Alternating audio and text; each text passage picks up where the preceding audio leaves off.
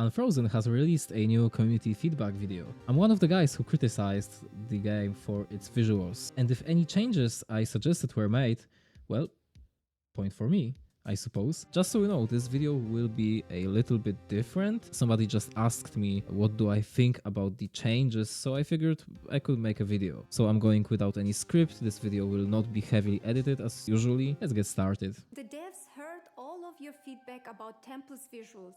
Okay, this is actually interesting. Okay, so this is the old temple, right? My main issue with temple was its inconsistent design. It feels weird. These buildings, they all have kind of different styles of architecture. Pool of water is completely random and, well, it just doesn't look like a real road.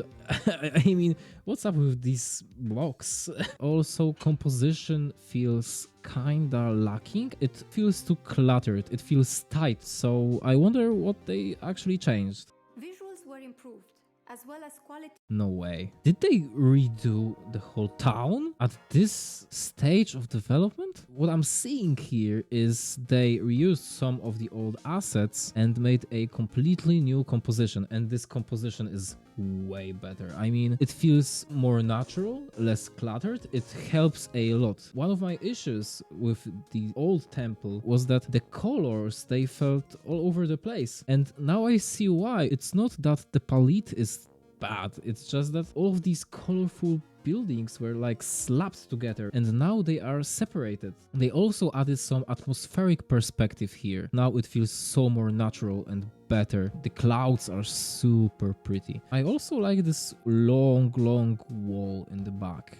It's just a nice addition. The whole town feels grand thanks to it. There is more average buildings with brown rooftops. Once again, less busy with color, but more natural, because these are homes for usual people. Somebody actually lives here now. Of all buildings. Did you see the jumping sheep? That's so cool. Of all buildings. Aww. It's the first time heroes actually have some moving elements that give life to the town screen, like here. I think so, maybe I'm wrong. Okay, so people didn't like Angel's design. I see what they mean. This angel feels so weird. I mean, let me just zoom in for a minute. There is no dominant color here. It's all over the place. There's some yellow, there's some orange, some blue. It feels busy and it looks way better here. My only issue is with this blue guy. He's overall just so bright, it feels weird. This one is my favorite so far. A little bit more orange and a little bit less blue, and I would be in love with this one. The temple mount has been remodeled to be sturdier and higher quality.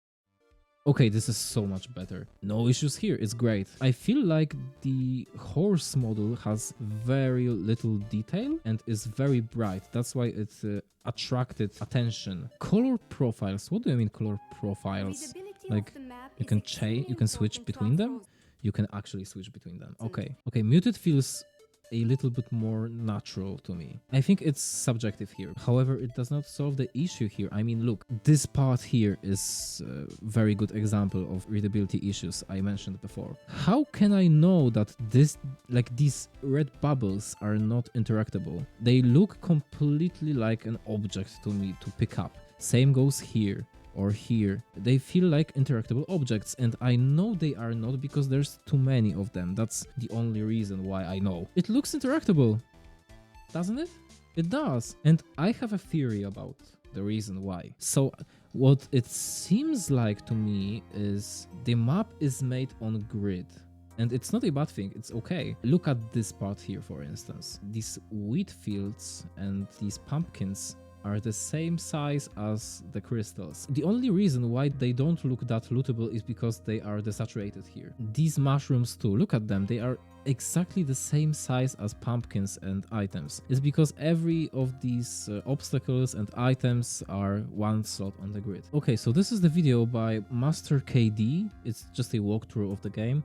And we have a field, maybe it's not wheat, but sunflowers, but whatever. We have pumpkins here. We have some red mushrooms, I suppose, or whatever. They don't look interactable at all. And why is that? Pickable objects have different scale, different size. These pumpkins are in bigger chunks, like in bigger groups than lootable objects. Also, these red mushrooms are smaller too, so I believe it's about scale. Back here, and I think you can see what I mean now. You see? Everything the same size. Is this thing lootable? Let's see other color profiles, because I went off topic. Contrast isn't bad too. It's not bad, it's still better than default to me. I like the grass a lot in this filter. Greatly with visibility of unit.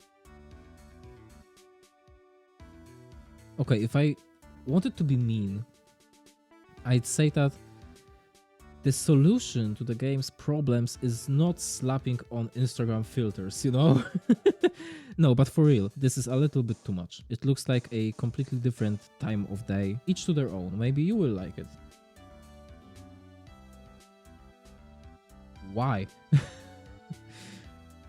I'm sorry, but this filter to me looks ugly, subjectively. I couldn't play like this. It strains my eyes. The Unfrozen team also added 3 options to better highlight objects on the adventure map. For all adventure map objects. What changed? Outlines where? Okay, I see them. I see them. On some objects, the outlines are not really visible, like with these gems here. Meanwhile, look at this scroll here. These outlines, they did wonders to it. Look.